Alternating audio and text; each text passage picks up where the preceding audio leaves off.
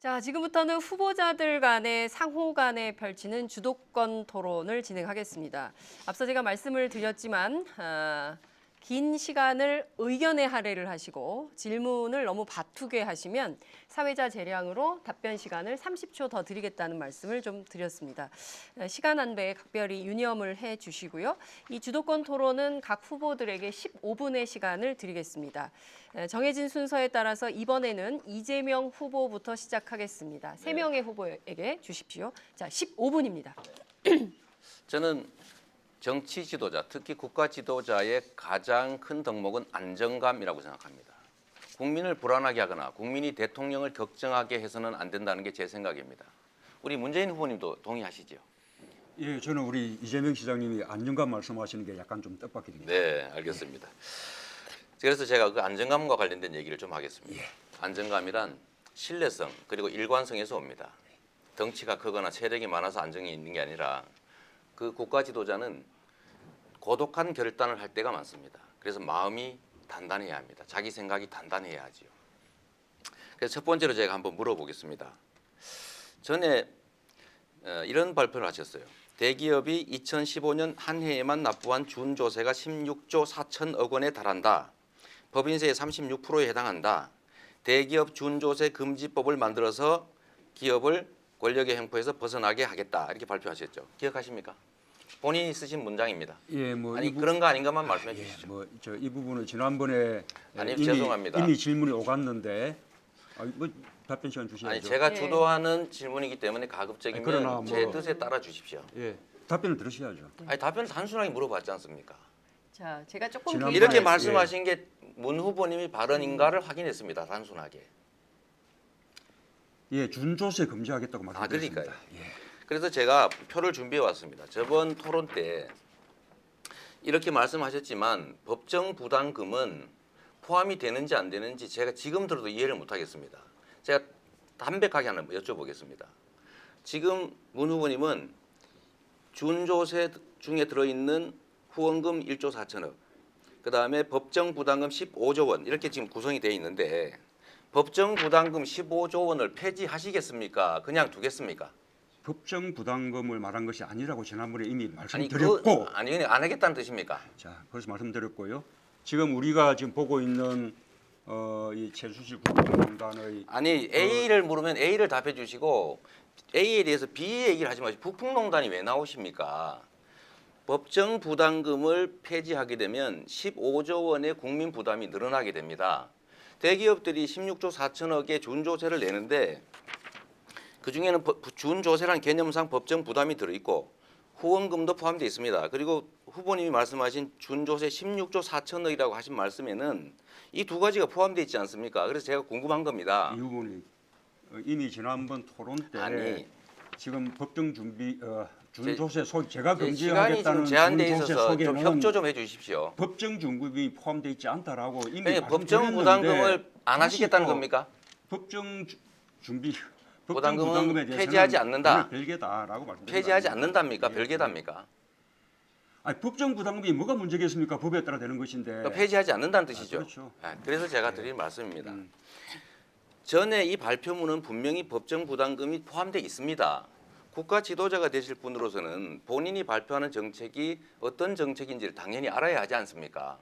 말을 바꾸신 거 아닙니까 또. 이러니 국민들은 15조 원을 폐지하는구나라고 이 발표문에는 믿었다가 오늘 말씀하시니까 이번에는 폐지 안 하는구나 이렇게 생각하면 불안하지 않습니까? 그 발표 속에 법정 부담금을 폐지하겠다는 표현이 어디 있습니까? 준조세 규모가 학계에서 통용되는 대로 이런 규모에 달한다라고 표현한 최소한 것이죠. 그러면 이걸 분리해서 표현했었어야 됩니다. 좋습니다. 저는 이제야 이해가 됐습니다. 다행입니다. 15조 원을 폐지하면 국민들이 가구당 100만 원씩 더 낼 뻔했습니다. 자, 이 정도면 네, 답변할 됐습니다. 시간 네, 주셔야겠죠. 아니 이 정도만 확인하면 됐습니다. 네.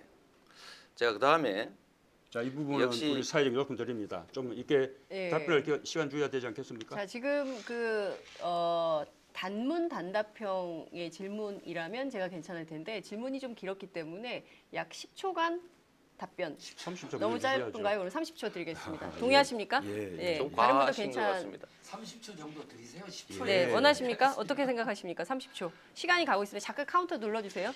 저는 30초 뭐 동의하십니까? 우리 이재명 잠깐만요. 후보 문 후보님 말씀하시죠. 잠깐만요. 하십시오. 30초 네, 동의하십니까? 네, 하십시오 그냥. 예. 두 분이 좀 아니 네. 하십시오. 30초. 예. 30초 네, 괜찮으십니까? 네, 자, 그럼 네. 30초 문 후보님 답변 기회 드리겠습니다.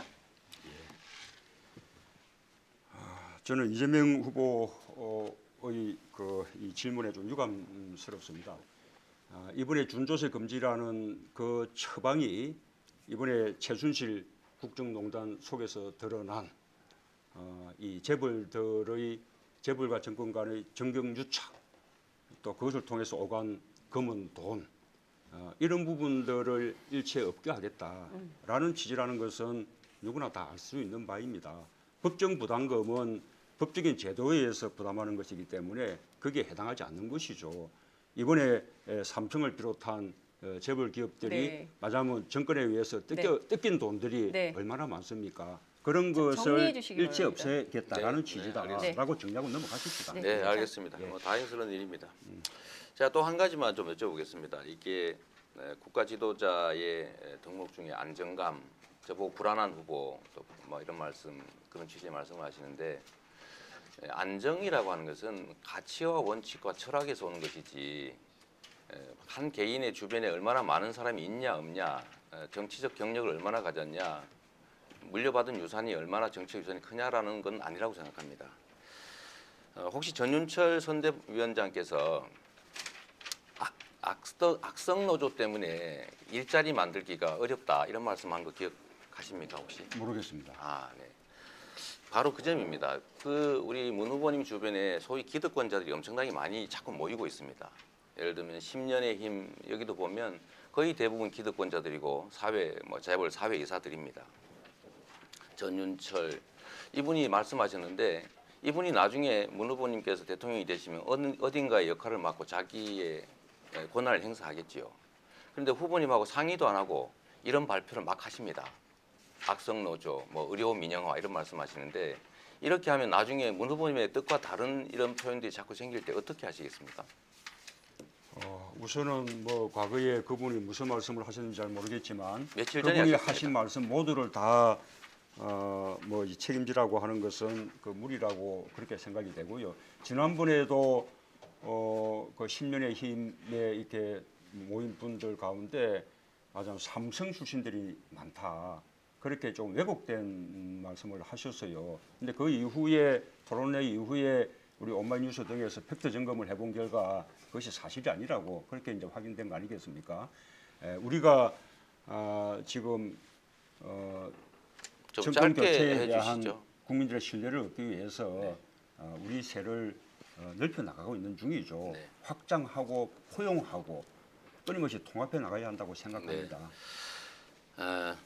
재벌에 대한 불법 수익 환수에 대해서 상당히 미온적이신 것 같습니다.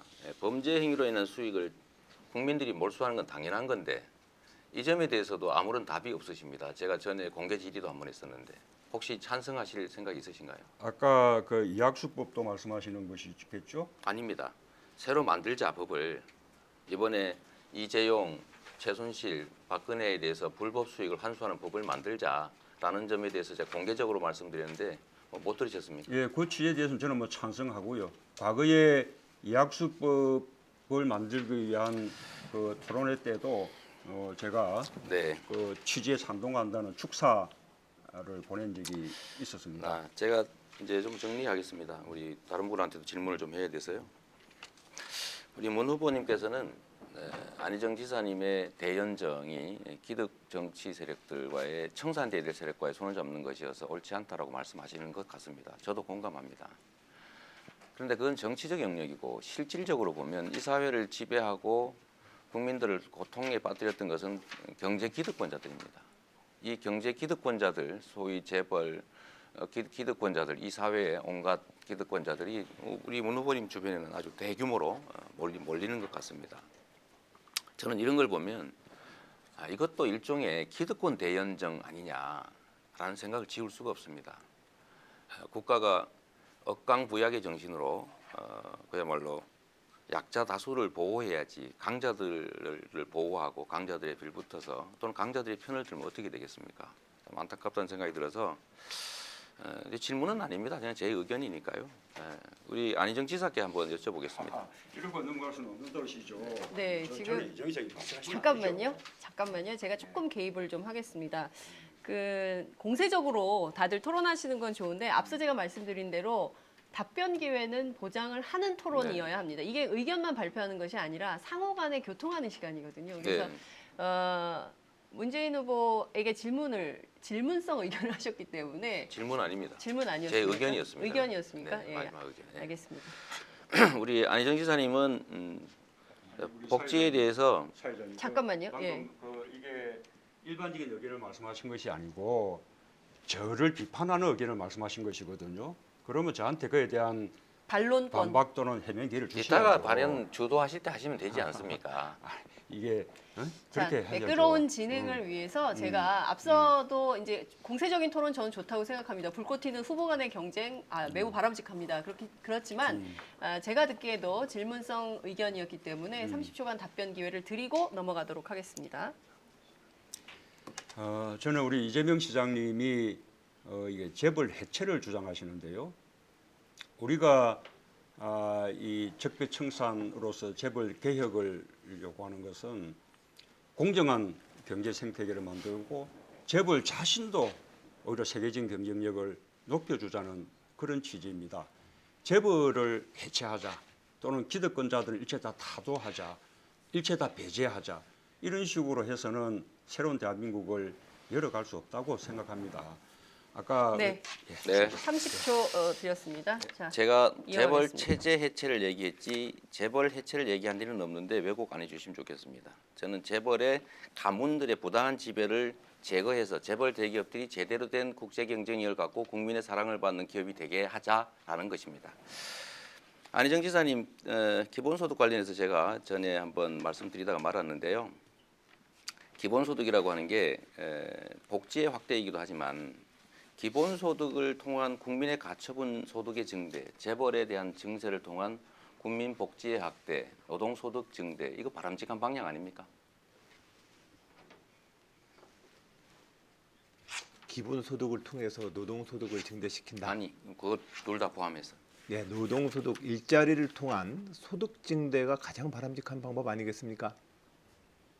네, 뭐 네. 동의합니다. 네. 그런데 국가의 기능이 국민의 가처분 소득을 늘려서 경제 순환을 정상으로 다시 되돌려야 된다라고 하는 게 최근에 IMF라든지 국제금융기구 경제학자들의 주장이고 우리 문재인 후보님이 전에 말씀하셨던 소득 주도 성장론이기도 합니다. 물론 그게 기본소득의 형태로 바람직한지 복지의 증대 형태로 바람직한지는 뭐 판단의 영역이겠죠. 그러나 만약에 28조 원 정도를 29세 이하 청년들, 아동들, 65세 이상 노인, 그리고 장애인, 농어민들에게 제대로 지역 화폐로 지급해서 그 지역 경제가 살아나고 국민의 가처분 속도 늘어나고 그걸 통해서 경제도 활성화되고 기업의 매출도 늘어나고 투자 기회도 늘어나고 이렇게 하는 것이 잘못된 겁니까? 이게 공짜입니까? 잘 되고 못 되고의 문제가 아니라 저는 그 방식을 동의하기가 어렵습니다. 지금 현재 일자리를 통해서 좋은 일자리를 통해서 임금 양극화를 시정해서 소득 배분을 높이는 것이 우선입니다. 또한 그 예산이면 저는 기본적으로 우리가 복지제도라고 하는 기존의 사대보험과 그리고 또한 사회 취약층과 근로 능력을 상실한 장애인, 노인 빈곤, 아동 보육에 대해서 그 돈을 저는 쓰겠다. 돈이 네, 우선적인 알겠습니다. 순서에 있었으면 네. 저는 견해가 다르다는 말씀드립니다. 저기 최성 후보님, 법인세 있지 않습니까? 네. 지금 법인이 사내유보금이 무려 770조가 넘어지고 30대 재벌만 네. 경제 순환이 안 되기 때문에 재벌들에 대한 법인세를 정상화하는 것이 동의하십니까? 네, 그렇습니다. 아까 말씀하신 것 같아요. 네, 네. 그러면 만약에 우리가 복지 확대를 위해서 또는 국가 경영에 필요한 비용을 조달하기 위해서 증세를 해야 된다면 네. 법인세를 먼저 해야 합니까? 소득세나 뭐 이런 것들 부가세 이런 걸 먼저 해야 됩니까? 이제 그 부분에 대해서는 우리 후보님이 관심이 많으신데 네. 이게 이제 학자들마다 견해도 많고 그렇지만 일단은 전반적인 소득의 불균등 현상이 오는 데는 재벌 중심의 이런 특혜적 구조가 많기 때문에 법인세 중심으로 가야 된다고 봅니다. 네. 근데 이제 저희들이 이 논의를 할 때는 감사합니다. 네. 후보들의 입장도 중요하지만 어쨌든 충분한 그 개별 단체들의 의견을 수렴하지만 네. 저는 우리 후보님의 어떤 재벌 중심의 어떤 제왕적 구조 또 그를 통한 어떤 이 세수의 확보 부자 증세 이런 부분에서는 네. 기본적으로 의견을 같이 합니다. 그래서 지금 법인세 증세에 대해서 문재인 후보께서 저번에도 말씀하신 것처럼 가장 마지막에 올리겠다고 하는 것에 대해서는 반대 입장이신 거죠? 뭐 그건 또 따로 제가 네, 토론할 때 알겠습니다. 이야기를 네. 마지막으로 제가 이거 하나 여쭤보겠습니다. 우리 최선 후보님 혹시 공직자로서 했던 공약 이행률이 몇 %나 되십니까? 네. 뭐 아주 높은 편입니다. 어떤 네. 정도? 근데 그 대목에 대해서 제가 한마디 드리면 아니 잠깐만. 우리 네, 알겠습니다. 이제 아니 잠깐만 일부도 물으셨으니까 90몇 프로 이야기를 하셨는데 저희 이제 공직자가 저희들 때도 보고를 해요. 초반에 우리 이행률이 80% 90%면 저는 혼냈어요. 잠깐만요. 공직의 네, 이행이라는 것은 공약의 이행이라는 것은 형식적인 잣대가 있고 아까 그것의 그 얘기할 내용적인 기회가 별로 부분이기 때문에. 없어서? 네네 네, 알겠습니다. 네, 네네. 공약 이행률은 자체 평가가 아니고 매니페스토 운동본부에서 평가한 건데 제가 보기엔 안 지사님도 상당히 높으신 것 같아요. 최 지사님 저도 매니페스토 뭐 항상 대상 받았습니다. 공직자가 한 약속을 지키느냐 안 지키느냐는 정말로 공직자의 자질에서 중요하지 않습니까? 네. 국민들이 이게 보증도 없고 담보도 없이 오로지 그 정치인의 말만 믿고 그야말로 국가 권력과 우리의 미래를 통째로 맡기지 않습니까? 네. 그러면 새로 이걸 맡길 때도 저는 공직자들은 과연 공직자로서 한 약속을 제대로 지켰느냐가 상당히 중요한 잣대라고 생각합니다. 물론이죠. 그래서 그 점에 대해서 동의하시죠? 물론이죠. 네. 그래서 시간이 별로 없어서 제가 마지막으로 저는 답변이 끝난 겁니까? 아니 그냥 물어본 거예요. 저는 정리삼아 제 말씀을 잠깐 드리겠습니다. 뭐 다른 질문을 하긴 좀 어려워서요. 대한민국의 가장 중요한 가치는 강자들의 규제를 포갑적인 행포를 억제하는 겁니다. 제가 재벌을 해체하자는 게 아닙니다. 재벌 기업들을 재벌 가문들의 부당한 지배로부터 독립시켜서 재벌 기업들이 그야말로 범죄 수단으로 악용되지 않게 하자는 것이죠. 그런데 재벌 네. 해체라고 얘기한 것은 네. 제가 보기엔 너무 좀 과도한 말씀 같아서. 알겠습니다. 자, 정말 여러분 어떻습니까? 지금 저희가 봤더니요. 실검에 오마이TV가 올라갔습니다. 굉장히 불꽃 튀는 여러분들의 상호 토론 덕이 아닌가라는 생각이 좀 듭니다. 자, 예. 진행해. 진행해서 네. 어떻든 또 좀 이렇게 공정한 네. 후보 간의 시간 배당도 중요하지만 네. 내 후보가 네. 좀 이렇게 균형적인 토론이 되도록 네. 잘 좀 이렇게 이끌어 주십시오. 네, 알겠습니까? 제가 잘 못하고 있군요. 아니, 잘하고 계셔요. 죄송합니다. 자, 다음은 문재인 후보의 주도권 토론 시간입니다. 토론 시간은 모두 15분입니다.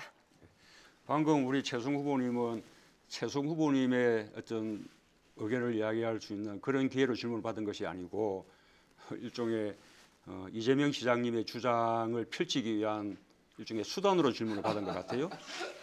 예, 제가 그래서 다시 또 최승 후보님께 좀 기회를 드리고 싶은데 아까 못한 답변 네. 말씀해 보시죠. 중요한 이야기, 아주 중요한 이야기입니다. 지금 이재명 후보님이 이야기하셨던 가장 중요한 이야기는 우리 정치권이 또는 행정가들이 너무 많은 말을 뱉어서 실질적인 성과 중심보다는 너무 파퓰리즘적이거나 아니면은 검증되지 않는 이야기들을 하는 건 저는 전적으로 우리 후보님 이야기에 동의를 하고, 그런데 이제 우리 후보께서 공약 이행률을 이야기를 할 때 뭐 우리 안 후보님 마찬가지 다 이제 웬만한 지자체에 다 대상들을 많이 받아야 열심히 한 분들은, 근데 이제 이 중요한 것은 자 어떤 공약을 이행한다고 했을 때 그것이 형식적인 공약을 이행하는 것도 있고 내용적인 것도 있고, 또 저희 고양시 같은 경우는 5조 투자에 20만 개 일자리 창출을 하는 통일한국의 실리콘밸리 프로젝트를 추진하겠다. 평화통일 특별시를 추진하겠다.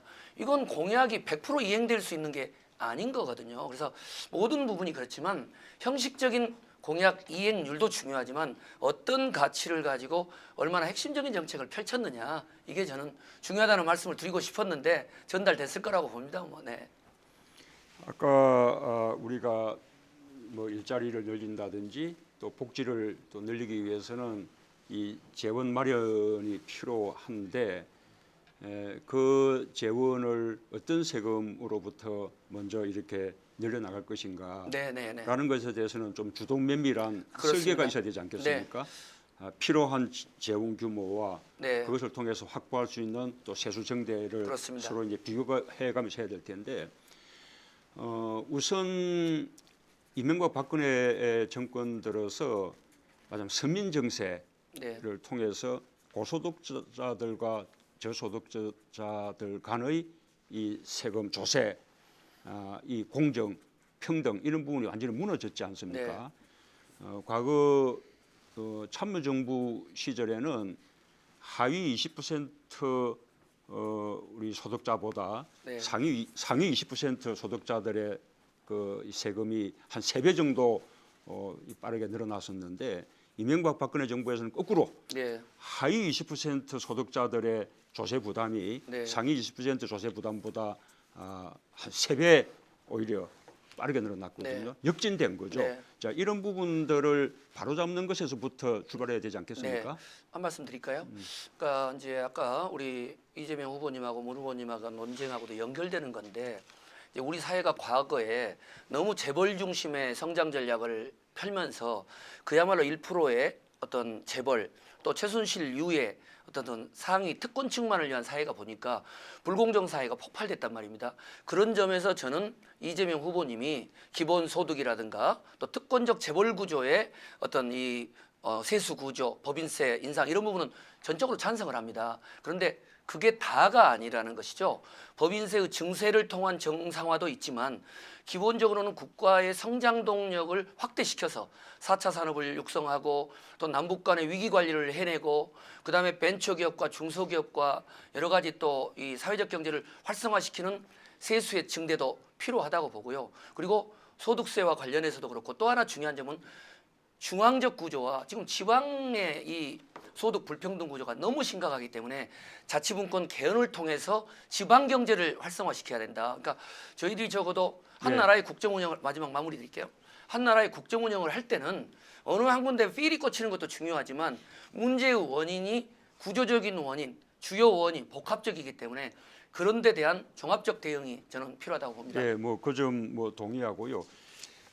이 법인세의 경우도 우리나라 법인세 그 이렇게 명목 세율의 그 최고 세율이 OECD 평균에 비해서 그렇게 낮은 것은 아니거든요. 우리가 22%인데 OECD 평균은 22.8% 정도입니다.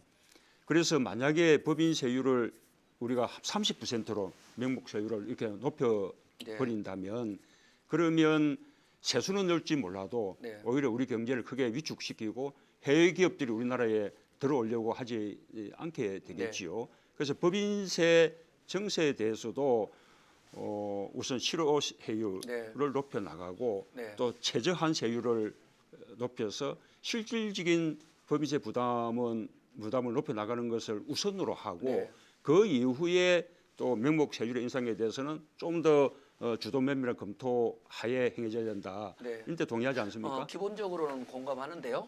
문 후보님 말씀에 한 말씀 좀 추가드리고 싶은 말씀은 어떻든 그동안에 우리가 이 박정희 시대 이래로 재벌 중심의 성장 전략을 해오면서 거의 모든 성장의 수혜가 1%의 재벌로 가 있기 때문에 그런 어떤 법인세에 대한 실효세율이든 명목세율이든 옮기는 데 따르는 부담도 있지만 다른 이를테면 서민들이나 또는 절대다수의 시민들, 자영업자들 이런 분들이 갖는 이 세수 증대에 따른 또는 증세에 따르는 문제점에 비한다면 그래도 재벌이 1%에 10%의 이런 특권층들이 그 부담을 안아야 된다. 저는 이렇게 생각합니다. 하십시다. 우리 안희정 후보님은 이렇게 삼농혁신 뭐 아주 높이 평가받고 있고 저도 그렇게 평가를 합니다. 그래서 이거는 정말 제가 궁금해서 이렇게 물어보는 것인데 우리 이 농업 부분이 너무나 어렵기 때문에 이 농업, 농민 또 이 농촌에 대해서 많은 대책들이 필요한데 그 가운데 가장 해결하기 어려운 부분이 이른바 살감 문제 아니겠습니까? 그 문제는 어떻게 해결하려는 보관이 있습니까? 이것은 제가 정말 저도 좀 배우고 싶어서 물어봅니다. 예, 지금 현재 우리가 연간 국내 소비량이 390만 톤가량 소비가 됩니다. 뭐 모든 것까지 포함해서 쌀이. 근데 보통 지금 몇 년 동안 평균 420만 톤이 생산되고 있습니다. 이 자체로 좀 남습니다. 그래서 농민들께서는 이 과잉 공급된 쌀량을 ODA나 대북 지원으로 좀 예전에는 해소를 했는데 이게 해소가 되지 않아서 쌀값이 폭락하고 있다고 생각하고 계십니다. 일견 그 한 부분에 그런 진실이 있습니다. 그러나 장차로는 이제 우리의 농업이 농업 생산의 증산 운동으로부터 좀 더 고품질 제값을 받는 고품질 농업 생산 전략으로 옮겨가는 것이 이것이 공급과 수요를 맞춰내는 하나의 방법입니다. 또 한편으로는 우리가 환경 직불이나 각종 경관 직불까지 포함해서 농업 현재의 농업 재정을 구조 혁신을 통해서 일정한 농업 생산과 장목 변경까지 우리는 농가 소득 보전을 좀 해줘야 합니다. 직불제를 예. 좀 보내야 된다. 예, 직불제와 고품질 농업 알겠습니다. 이 두 가지로 이 문제를 좀 푸는 것이 옳지 않을까 예. 생각하고 있습니다. 그 검찰 개혁 방안에 대해서 이 수사권과 기소권을 분리하자라는 데 동의하시나요? 그렇습니다. 거기에 대해서 고위공직자 비리 수사처도 이 검찰의 잘못에 대해서 제대로 책임을 추궁할 수 있는 방안으로, 물론 검찰만 대상은 아닙니다. 우리 뭐 대통령을 비롯한 이 고위공직자 모두가 대상이 되는 건데요. 그 방안으로 필요하다고 생각하는데, 지난번에 언제 무슨 토론에서 보니까 그게 옥상옥 같아, 그렇게 약간 비판적으로 말씀하신 적이 있었습니다. 좀 정리를 한번 하시죠. 예, 고위공직자 비리 수사처. 그러니까 검찰 자체뿐만 아니라 고위공직자의 비리를 수사한다는 것인데, 그게 대부분 사실상 청와대와 집권 여당의 권력형 비리 때문에 문제가 생기는 거 아니겠습니까? 지금 그 원인은 사실상 제왕적 청와대 권력의 이 문제를 극복해야 된다. 이것이 가장 구조적으로 해결책 아니겠는가? 이번에도 보면 박근혜 최순실 국정농단 케이스에서 보면 장관 제치고 거기서 다 하더만요. 청와대랑 그 라인에서. 즉 내각 자체와 장관 자체의 자기의 민주적 권한 행사를 국무회의가 권위를, 총리와 국무회의가 권위를 갖고 있다면 최순실 농단이 가능하겠습니까? 그렇기도 하고, 예. 그다음에 또 뭐 검찰, 경찰 이런 기존의 사정 기구가 이제 제 역할을 한다면 그렇습니다. 별도의 사정 기구가 필요 없을 수 있는데, 네. 그러나 검찰을 사정할 기구는 없거든요. 네. 그러니 검찰이 잘못할 경우에 검찰 스스로가 수사하고 기소하지 않으면 누가 책임 추궁하겠습니까? 그래서 고위공직자 저 수사처가 필요하다고 생각하는데, 그 점 동의하지 않으세요? 그것에 대해서는 저도 부분적으로 50% 반절은 동의를 했습니다. 그런데 더 구조적인 어떤 우리 사회의 민주화 조치를 근본으로 깔지 않으면 수사하기 위해서 또 그 수사처를 두고, 그 수사처가 또 권력기관 되면 그 수사처는 또 누가 또 감시하겠습니까? 그래서 민주주의 수준을 높여내는 것이 가장 근본적 해결책이다라는 말씀을 드리다가 그동안의 그 고공수사처라고 하는 것이 옥상옥이 될 수 있다는 문제제기도 있습니다. 이렇게 말씀을 드립니다. 뭐 다 이 권력기관들 간에 다 이제 선의만 작동된다면 네. 그러면 뭐 사정유가 필요 없죠. 그러나 그 사람이 믿을 수 없는 것이기 때문에 여러 가지 제도적 장치를 마련하는 것이 아닌가 생각합니다. 네. 우리 그 이재명 후보님께도 질문 안 드릴 수가 없는데,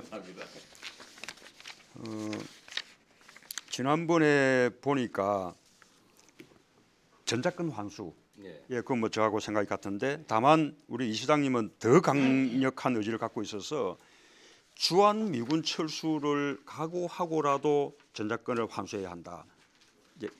이렇게 말씀을 한번 하셨어요. 이렇게 말씀하신 적이 있는 건 맞죠? 이건 아닙니다. 아닙니까? 잘못하신 거고요. 그렇게 말씀하지 않았습니까? 주한미군 철수를 각오하고라도 전작권을 환수해야 된다는 게 아니고, 전작권 환수는 건 기본적인 것이고요. 주둔비를 2배로 올리겠다라고 위협을 하기 때문에 주둔비 협상을 그야말로 끌려갈 게 아니라 최악의 경우에 언제까지 계속 그 요구를 따라줄 수는 없지 않느냐. 철수를 각오하고라도 저런 부당한 요구에 대해서 당당한 태도를 취해야 된다라고 얘기했습니다. 주둔비 인상에 대한 얘기였습니다. 그 국민생생 대한민국 자치단체장 초청 다운홀 미팅 이게 금년 1월 3일 날 네. 뭐 있었다고 하는데 여기서 말씀하시기를 독립국가가 어떻게 외국 군대에 자신의 국가 방위를 맡기고 의존할 수 있느냐. 네. 심지어 전시작전 통제권까지 맡기고 있다. 네. 이제 이 부분은 저도 뭐 공감하는 네, 네. 표현이고요. 자신의 군사적 이익 때문에 철수할 수 없는 상태라는 점을 활용해 이번 기회에 주한미군 철수를 각오하고 그에 대비해 자주국방 정책을 수립해서 진정한 자주국가로 태어나야 한다. 이렇게 말씀하셨거든요. 네. 그 얘기가 그래서 네.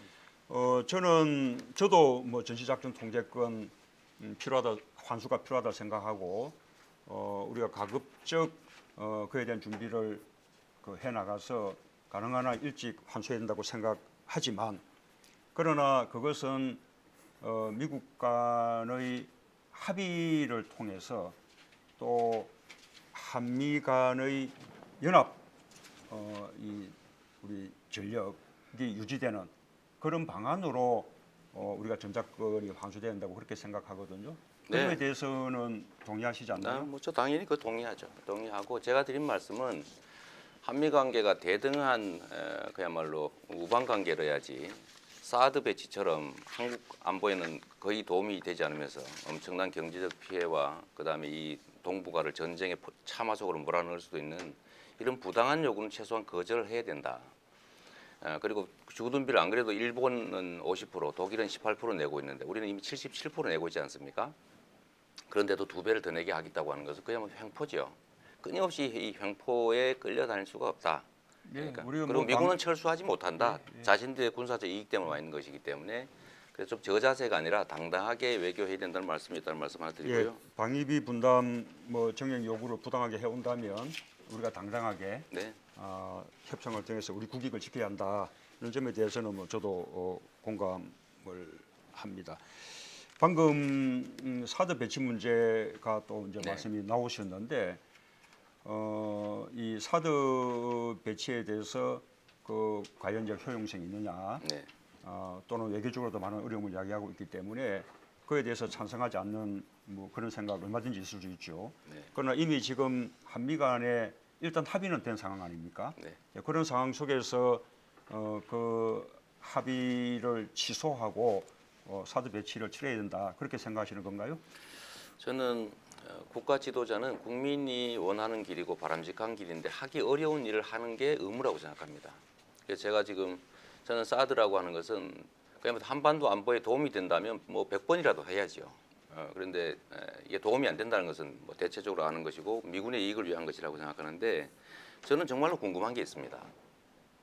이런 민족의 국가의 운명이 걸린 일에 대해서 왜 이 국가 경영을 담당하겠다는 분들은 자기 생각을 말하지 않을까?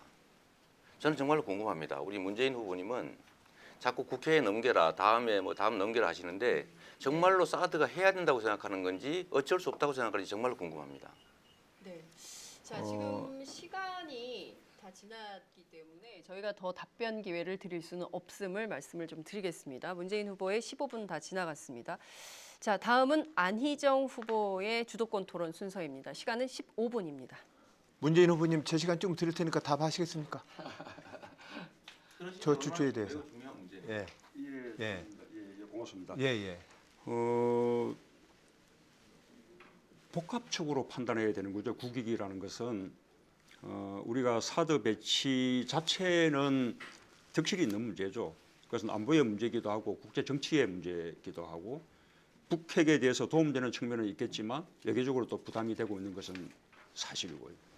그러나 또 한편으로는 한미 동맹 관계도 중요하기 때문에 이미 또 한미 간에 합의가 있다는 사실 자체를 우리가 있는데 그것을 일방적으로 취소하기는 또 쉽지 않은 것이죠.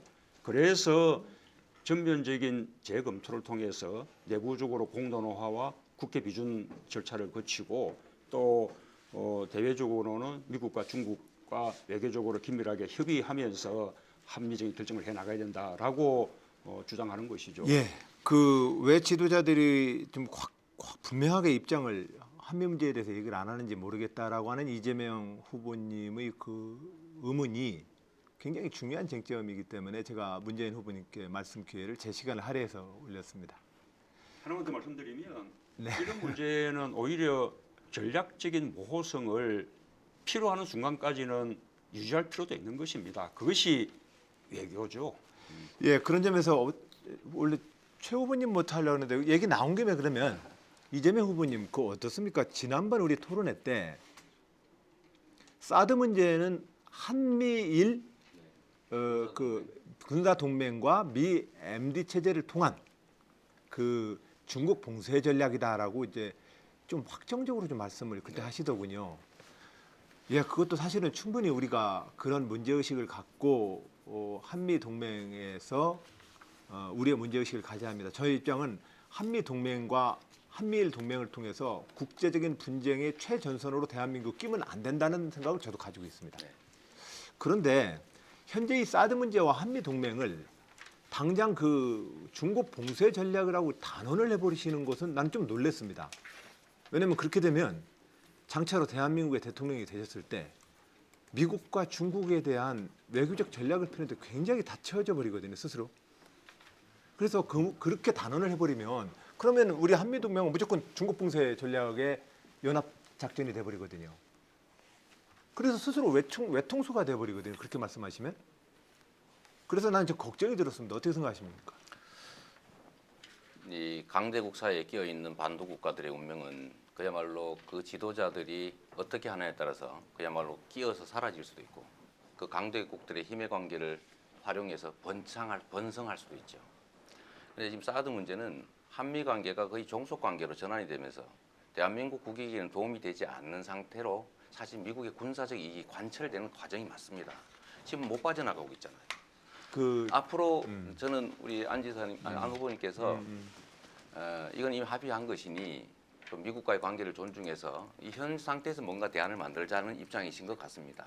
그런데 이 첫 단추가 잘못 끼워져서 지금 중국과 미국과의 관계 또 한미 관계, 남북 관계가 전부 혼란이 오고 있습니다. 이 문제 때문에. 잠깐만 여기서 느끼면 될까요? 제가 지금 이제 그 사드 문제는 따로 이제 또 네, 논쟁을 해도 네, 좋은데 이것을 갖다가 지금 한미일 군사 동맹에 따른 대륙 봉쇄 전략이다라고 딱 단정을 해버리시면 다음번 대통령 되시면은 이끌기 되게 어렵다는 말씀을 전 드리는 거죠. 저는 현실에 입각해서 언제나 네. 판단해야지 네. 이 어려운 현실을 외면하고 피한다고 문제가 해결되지 않는다고 봅니다. 우리는 어떠한 그 무엇이 두려워서 침묵이라고 하는 것을 지키는 게 아니거든요. 국가의 5천만의 이익과 안전을 위해서 우리는 침묵할 때는 침묵을 해야 합니다. 난 그렇게 생각합니다.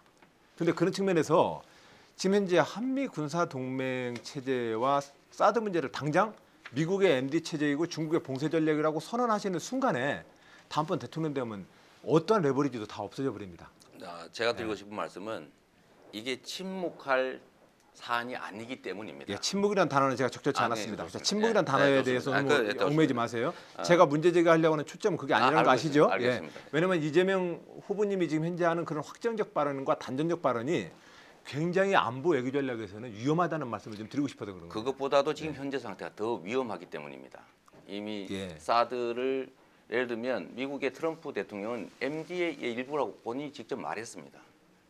그리고 예를 들면 김대중 대통령, 노무현 대통령도 이런 요구가 있을 때 사실 거절해 왔죠. 잘못된 게 사실 아닙니까? MD의 일부로 받아들일 수 없다. 네. 그런데 지금 MD의 일부로 실제로 설치됐고 이게 북핵 미사일 방어에는 크게 도움이 안 되는 건 누구나 아는 일이고 그러면 결국 미국의 군사적 이익 때문에 대한민국의 국가적 이익이 심각하게 훼손되는 상황인데 이걸 원점으로 되돌리지 않으면 여기서 실제로 헤어날 길도 없고 결국 중미 분쟁까지도 대한민국이 걱정해야 되는 상황으로 부합할 것 같은 위기 상황이 처하게 저는 이 된다. 점에서 이재명 후보님한테 동지로서 우리가 함께 신뢰를 갖자고 제안합니다. 우리가 이 민족사 5천년에서 우리가 지금 진보 진영이 가고자 하는 목표는 똑같습니다. 네, 이거에 대한 깊은 신뢰를 서로 갖자는 점 네, 말씀드립니다. 그 점은 동의합니다. 예. 네. 그러나 하여튼 박근혜 대통령이 현재 지금 저질러 놓은 잘못 중에 가장 골아픈 잘못이 이미 사드 문제입니다. 그렇습니다. 예. 근데 이 문제를 저는 아까는 이제 문재인 후보님은 전략적 모호함이라고 표현하셨는데 이 전략적 모호함이라는 표현도 사실상 제가 볼 때는 조금 좀 애매한 태도 같습니다. 왜냐하면 국민들이 볼 때는 좀 멋들어진 태도도 아닐 뿐만이 아니라 그 전략적 모호함으로 문제가 풀릴 것 같다라고 하는 것에 대해서도 불신을 하고 계시는 것 같습니다. 우선은 네. 지금 그 아까 우리가 다음 정부에서 좀 더 충분한 재검토를 위해서 합리적 결정을 하자라고 이야기하는데 어느 쪽으로 예단해서는 안 된다고 생각합니다. 취소하겠다 또는 강행하겠다. 어느 쪽으로도 예단하지 말고 정말로 문자 그대로 합리적인 그 우리 충분한 공로나 또 외교적인 협의를 통해서 문자 그대로 합리적인 결정을 내리자는 것이죠. 그렇죠. 지금 단계에서는 모호하게 말할 수밖에 없다는 것이죠. 그런 점에서 보면은 우리가 현재 대한민국의 안보와 국방의 기본이 한미 연합작전과 한미 군사동맹 체제에 기초하고 있다는 사실만큼 우리가 부정하기 어려운데 그에 대해서는 같은 생각이시죠? 예. 최승호 후보님 이 문제에 대해서는 어떻게 생각하십니까? 네, 아주 감사합니다. 적절할 때 완전 제가 전문가이시기 때문에 네. 이제 우선 전체적으로는 안 후보님이 말씀하셨던 중요한 외교적 현안에 대해서 너무 찬반을 지도급에 인사해 있는 분들이 그 당시의 상황에 따라서 강하게 말씀하는 건 상당히 위험하다고 보고요. 두 번째로 이제 우리 문 후보님이 말씀하셨던 대단히 중요한 강대국 사회에서 전략적 모호성을 가지고 가는 건 감사합니다. 말씀하세요. 예. 또 배려 감사. 뭐 우리 식구들끼리 편하게 합시다. 예. 지금 네. 저희가 나중에 이어폰 때문에 제가 네. 설명을 나중에 좀 좀, 드리겠습니다. 예. 그래서 전략적 모호성과 무시 전략은 좋은데 그것이 그냥 보고 있고 가만히 있다는 것은 아닌 거죠. 그래서 제가 지난번에도 우리 민주당이 이 추미애 대표님을 포함해서 정확한 거기에 대한 우리의 철학과 비전과 복합적인 전략을 세워서 트럼프 행정부와도 사드 문제만이 아니라 지금 방위비 협상 문제 그리고 한미 FTA 문제 이런 논의를 하고 또 중국은 중국대로 그와 관련된 그들의 과도한 경제적인 압박에 대해서 우리가 또 항의도 하고 그러면서 한중 관계, 한미 관계. 근데 이 중요한 부분들은 북핵 문제라고 하는 이 중요한 문제를 풀어야 된다는 말이죠. 그러면 저는 트럼프 대통령 만나면 설득할 수 있어요. 왜? 미국이 원하는 궁극적인 게 뭐냐? 결국은 북핵 문제를 해결해서 한반도 평화정착인데 이게 사드 문제를 강하게 압박함으로써 중국이 러시아와 북한과 3자 동맹이 됨으로써 북핵 문제를 풀 수 없다. 저는 이런 점에서는 후보님이 전략적 모호성은 좋다. 그러나 빨리 적어도 차기 대권을 꿈꾸는 적어도 더불어민주당의 지도부는 이와 관련된 구체적인 행동을 균형적이고 실익 중심의 국익으로 해야 된다. 이렇게 생각을 합니다. 예. 고맙습니다. 이렇게 또 좋은 아닙니다. 또 계속 이 주제는 좀만 더 이어가겠습니다. 저는 우리의 이 토론이 진보 진영과 민주당에 대한 국민의 불신을 좀 해소하는 계기가 되었으면 좋겠습니다. 즉 국민의 상당수는 북핵과 북미사일이 지금 현재 위협되고 있는데 진보 진영과 민주당이 태도가 애매하다고 얘기를 하는 것입니다. 그 불신을 가지고 있는 국민도 우리가 안아야 될 국민입니다. 예, 그런 측면에서 저는 아직 특정을 하지 않았으니까요. 이제 그런 측면에서 저는 정말로 청년기 때 저는 민족주의자로서 민족 해방 투쟁을 하려고 했습니다. 근데 현실 정치인이 되고 나서 제가 지금 태하고 있는 태도는 현실적인 한미 동맹의 그 과제를 인정한다. 그러나 장차로는 전시작전권 전환 등 자주국방의 힘을 더 비축하겠다. 이 틀을 가지고 앞으로 이 문제를 풀겠다는 입장이 이제 제 입장입니다. 이제 그런 측면에서 이 사드를 계기로 우리 민주당과 진보 진영에 대해서 국민들이 가지고 계신 이 불신을 우리가 지금 극복시켜 보자는 말씀으로 제 주장이 있다는 말씀을 드리고 문 후보님께 말씀 기회 드리겠습니다. 이 사드 문제 자체가 이제 어려운 문제입니다. 이게 뭐 안보의 덕실 문제와 그다음에 또 국제 정치 문제가 복잡하게 얽혀 있죠. 우리가 또 북핵에 대해서 달리 이렇게 효율적인 대응을 갖고 있지 못하다라는 것도 뭐 배경 속에 깔려 있는 것이고요. 그런데 이 문제를 더더욱 어렵게 만든 것은 정부가 내부적으로 아무런 공론화의 절차 없이 또 반대하는 나라들에 대해서 외교적으로 설득하려는 노력도 없이 그 전날까지도 삼로 미국으로부터 요청받은 적도 없고 미국과 협의한 적도 없고 결정한 바도 없다라고 삼로로 일관을 해오다가 어느 날 갑자기 결정을 해버린 것이거든요. 이것이 문제를 더 어렵게 만드는 것이죠. 그래서 우리가 원래의 지점으로 돌아가서 다시 공론화하고 외교적인 노력을 해나가면 얼마든지 해결할 길이 있다는 것입니다. 저는 실제로 그 해결할 보관 자신 갖고 있어요. 예. 자, 그 현재 그런 측면에서 박근혜 정부가 지금 이 잘못을 범하는 것 중에 저는 가장 큰 문제라고 생각합니다. 이 문제가. 사실은 이걸 가지고 NC, ND 즉 부인도 뭐 긍정도 안 하는 사투리 1년 동안 애매하게 있다가 중국으로부터 구체적인 어떤 논의 과정에 대한 우리 정부의 책임 있는 답변도 없이 일방적으로 발표해 버렸습니다. 이 일방적으로 발표한 이유는 사실은 제가 볼 때는 안보 외교라는 틀을 새누리당과 당시 보수 정권이 국내 정치에 이용한 겁니다. 그것도 저 의문이에요. 예. 왜냐하면 외교부 장관도 몰랐고 그러니까요. 그래서 국방부 장관도 그게 그 결정에 박근혜 관여를 갖지 대통령식 국정 리더십 같더라고요. 제가 볼 때는 이제 그런 측면에서 저는 보수 진영의 우리 지도자분께도 정말로 저는 부탁드립니다. 안보 외교 문제 절대로 국내 정치에 펴얻으려고 그렇게 야당 공격하려고 이용하면 안 됩니다. 이 문제가 지금 얼마나 우리를 미궁에 빠뜨려 버렸습니까? 자, 그런 측면에서 이 사드 문제를 계기로 해서 우리 민주당과 진보 진영이 국민 전 일부 또 국민의 상당수로부터 받는 이 불신을 이번 기회에 좀 해소하기 위해서 노력하자. 저는 한미의 연합 작전 능력과 한미 동맹 체제에 기초한 현재의 안보 국방에 대한 협의 이것은 우리가 현실로 인정하자.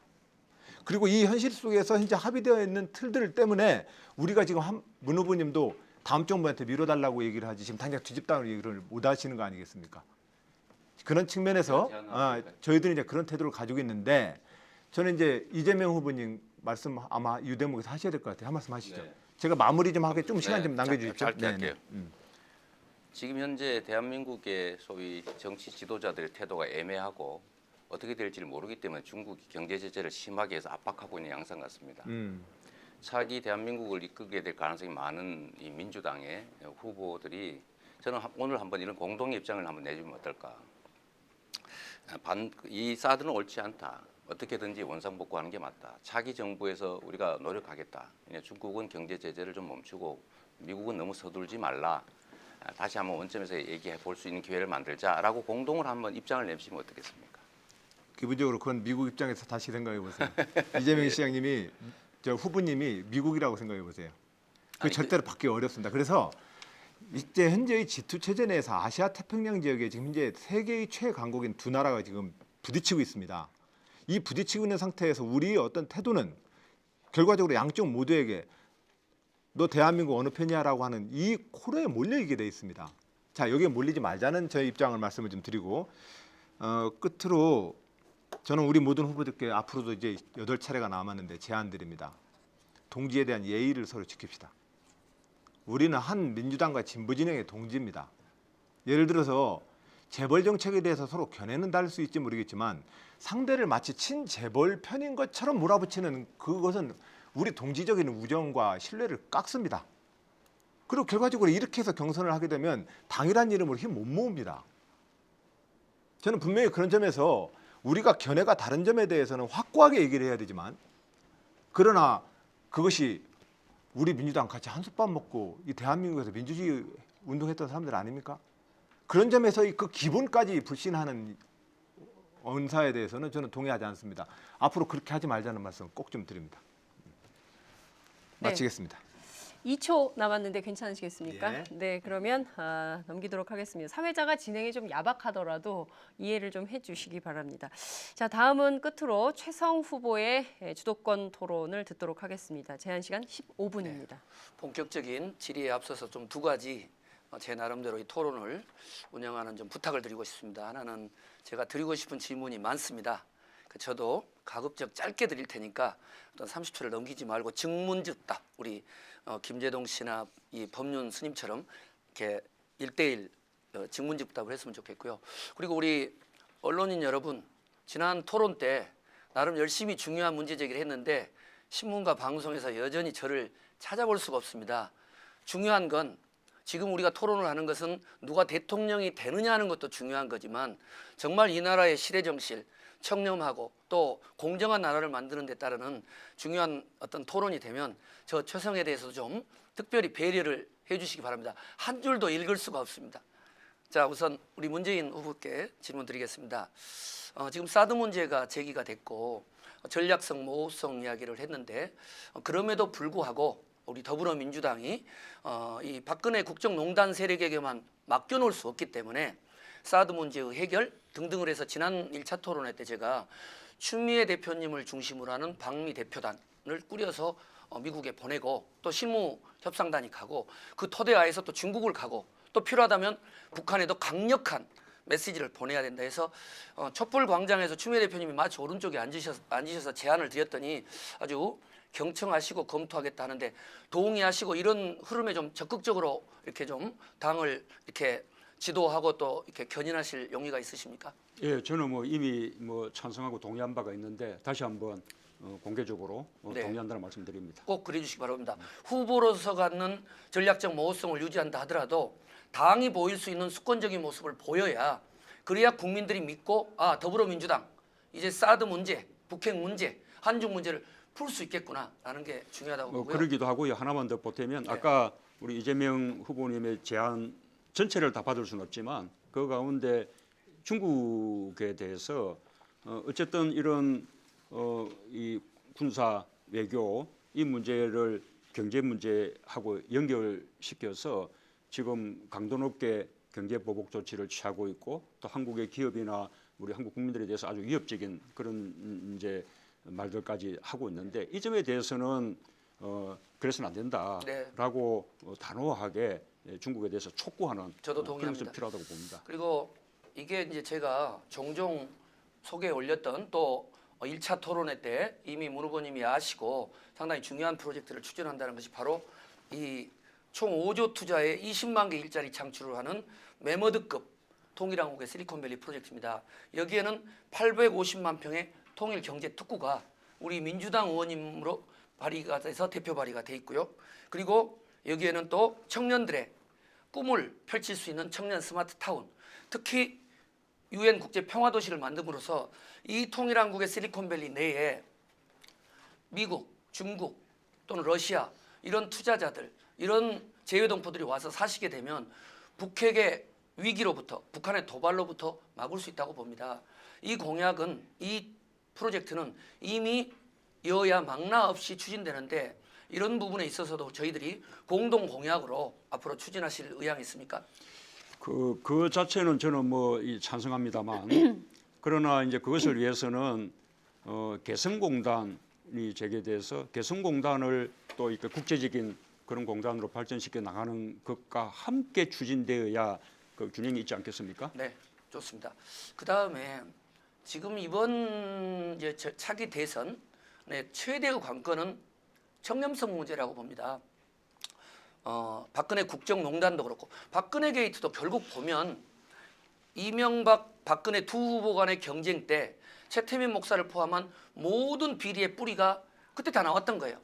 경선 과정에서 뭐 쓸데없는 논쟁이나 하고 이렇게 되는 바람에 그 피해를 이렇게 받고 있는 겁니다. 또 김영란법 때문에 여기 다 우리 자치단체에 있습니다만은 정말 몇만 원 때문에 자영업이 이렇게 피해를 보고 있고 마음 졸이고 있습니다. 저는 차기 대통령의 제일 중요한 자질 중에 하나는 청렴해야 된다. 그리고 국민들로부터 도덕적으로 저는 존경까지는 아니더라도 신뢰받을 수 있어야 된다. 그래서 저는 제안을 드린 게 오늘 제 개인적인 범죄수사 경력 증명서를 가지고 왔습니다.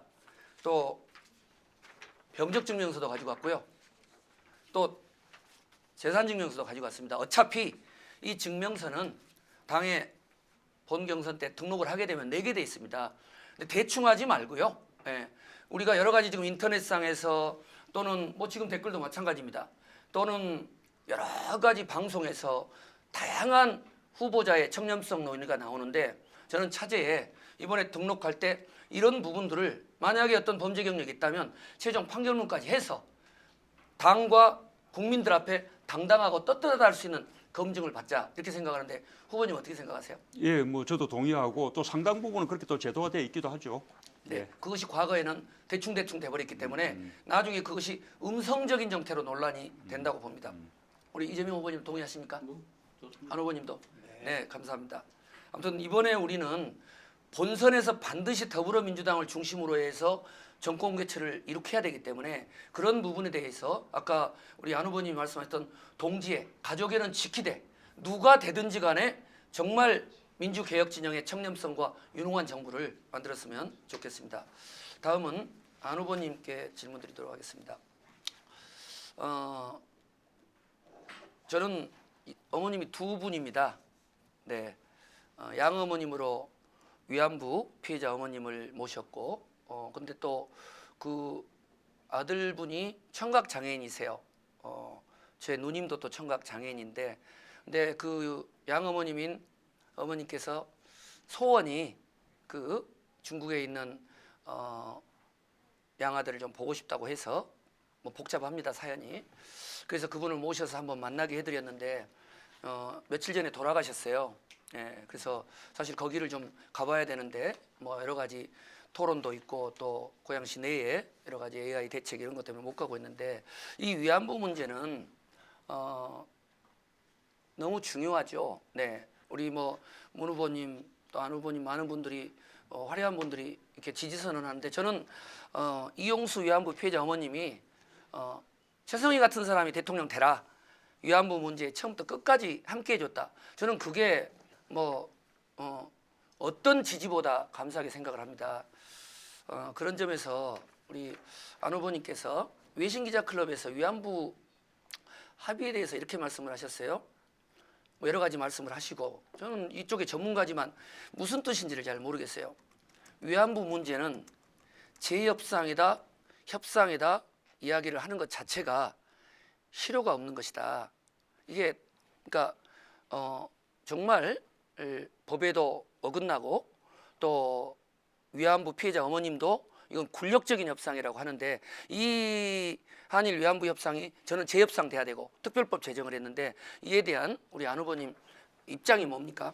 기존의 한일 정부가 전쟁 범죄와 인권 유린을 겪었던 그 할머니들을 대신해서 그 아까 나온 그 불가역적인 뭐 합의라고 하면서 그렇게 협의해야 될 만한 정부 협상에 그런 권한이 없다 이 말씀을 드린 겁니다. 그러면 네. 지금 뭐 거의 모든 후보들, 네. 모든 국민들이 원하는 한일 위안부 협상은 재협상 되어야 된다는 주장에는 동의를 안 하시는 건가요? 같은 생각입니다. 같은 생각이시고. 다만 그것이 네. 정부 간의 협상의 주제로서 마무리될 수 있겠냐? 네. 아니면 그것이 전쟁 범죄에 대한 아시아 각 국가들과 시민들과 계속해서 진실을 밝히기 위한 노력으로 지속돼야 되느냐 하는 측면에서 다행입니다. 이 후자에 대해서 좀 더 노력을 더 이걸 제가 확대하겠다는 말씀을 드렸습니다. 질문 드리면서 10번을 읽어본 거예요. 네. 위안부 문제는 재협상이다, 협상이다 이야기를 하는 것 자체가 실효가 없는 것이다. 이게 무슨 말씀이신가? 근데 오늘 어떻든 정부가, 재협상해야 된다. 네. 그러면 위안부 특별법 제정도 당연히 동의하시는 거죠? 네. 그럼 뭐 네. 다행이고요. 네, 여전히 이 대연정 관련해서 좀 말씀을 올리면 많은 논란에도 불구하고 고민을 많이 하셔서 그런지 이 전 당 이름도 모르겠어요. 자유 무슨 당이죠? 한국당입니다. 어떤 좋은 이름은 다 가져갔어요. 자유한국당. 자유한국당은 지금 이 순간에도 거기에 참여하는 사람들은 헌정 파괴적인 발언들을 일삼고 있단 말이에요. 뭐 쿠데타, 뭐 테러, 뭐 등등 입에 다물 수 없는, 심지어는 우리 안 후보님에 대해서도 우리가 들어도 거북한 이야기를 하고 있는데 그분들하고 대연정을 한다는 것하고 국민의당, 정의당하고 대연정을 하는 것하고 어차피 두 가지 중에 선택을 해야 되는 거예요. 어디를 선택하시겠어요? 네, 일단. 소연정이죠 그건. 그래서 저는 이제 예를 들면은 지금 현재 우리가 얘기했던 적폐청산의 문제, 검찰 개혁의 문제, 사실은 아니면 자치분권의 시대를 만들기 위한 문제, 노동시장의 양극화를 풀기 위한 경제 특별 조치에 대한 문제, 자 이런 문제들을 실질적으로 풀기 위해서 국회에서 현재 5분의 3 이상의 가장 강력한 대연정을 꾸릴 수 있다면 저는 그걸 좀 꾸려보자라고 제안하는 것입니다. 네. 자유한국당이랑 지금 함께 연합정부 꾸리는 것이 제 목표가 아닙니다. 네. 예. 그래서 그것을 위해서 정당의 대표들이 이번 대선 과정에서 각 정당이 다 좋은 소리 하지 않겠습니까 지금? 네. 그 뭐 국가를 이렇게 바꾸겠다 뭐 이렇게 국민 다 약속들 하시겠죠. 네. 자 그것을 갖고 민주당의 지도부와 원내 대표들이 좋습니다. 네. 예 가장 강력한 다수파를 형성해 보기 위해서 노력하자라고 지금 제안드렸던 계속 겁니다. 들었는데요. 제가 아까 동지애를 갖자고 했는데 네네. 동지애로서 제가 네. 정말 조언 드리는데 네. 지금 헌재 탄핵의 만장일치 결정 그리고 더불어민주당의 정권 교체를 위해서는 저는 안 후보님이 내가 자유한국당과의 대연정 제안은 아무튼 판단이 잘못된 편이다. 어쨌든 확실하게 박근혜 국정농단 세력의 적폐를 해소하는 확실한 조처가 있고 그 부분에 대한 국민적 동의가 있고 또 당원 동지들의 동의가 있지 않는 한 자유한국당을 비롯한 대연정 포기하겠다. 그리고 국민의당, 정의당과 함께하는 민주개혁 진영의 소연정 또 3당 개혁정부를 하겠다. 이 자리에서 좀 시원하게 한번 이야기해 주시죠. 최성 후보님 고맙습니다. 우리 당 지지자들로부터 제가 너무 혼을 나니까 저를 좀 유의해 주셔도 지금 이런 말씀을 그거 좀 주신다고 명료히 생각합니다. 해주셔요. 예, 그런데 입장을 잘 궁금해해요. 분명한 것은 지금 현재 너하고는 절대로 얘기할 수 없어라고 하는 것을 선언할 수는 저는 없습니다. 왜냐하면 제가 가지고 있는 민주주의의 철학에 위배됩니다. 의회가 원이 구성되어 있으면은 그 사람하고 누구든 대화할 수 있어야 합니다. 그리고 그것이 국가개혁이 미래를 향해서 합의할 수 있다면 그 계획을 위해서 우리는 협의를 하고 좀 더 높은 수준의 연정까지 난 모든 길을 열어놓겠다고 말씀을 드립니다. 그러나 거듭 말씀 올립니다. 자유한국당하고 지금 연정 꾸리는 것이 목표가 아닙니다. 제 목표는 국회의 현재 가장 강력한 다수를 꾸려서 국민들이 원하는 이 개혁에 대한 조치들을 좀 해내는 방법을 찾을 수 있을까? 이게 유일한 제 고민이라는 말씀 올립니다. 네, 우리 이재명 후보님, 이게 우리 고양시가 꿈의 청년 주거 벤처타운이라고 해서 추진되고 있는 청년 스마트타운입니다. 여기 내용이 보면 청년들을 위한 주거, 신혼 부부 맞춤형 단지, 또 청년 교육 단지, 그리고 여기는 UN 평화 인권기구 유치, 또 대학 유치 등등 해서 청년 벤처 단지. 이 고민은 사실은 우리 이재명 시장님 때문에 시작된 거예요.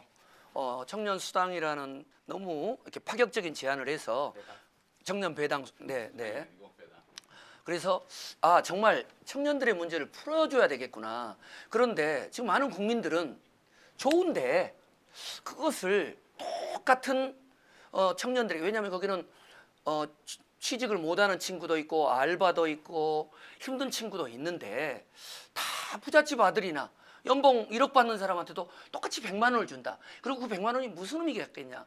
저는 이 해법을 이제 그래서 의논을 많이 해봤어요. 근데 결국 청년 문제의 근본적인 해결은 청년의 주거, 일자리, 복지, 문화 이것들을 근본적으로 해결해야 된다라고 해서 청년 스마트타운은 추진했는데 저는 청년 배당도 중요하다. 그러나 청년 스마트타운 이런 사업을 전국적으로 확산하고 싶은데 또 제가 전국 대도시 시장 협의회장이기도 해서 함께 하고 계시지만 이런 의견에 대해서 어떻게 생각하십니까? 네.